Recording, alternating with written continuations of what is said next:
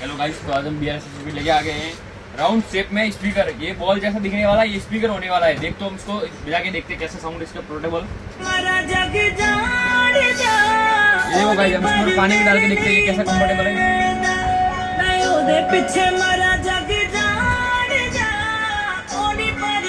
अब देखो पानी है, जैसे भी डीजे का साउंड आता है ना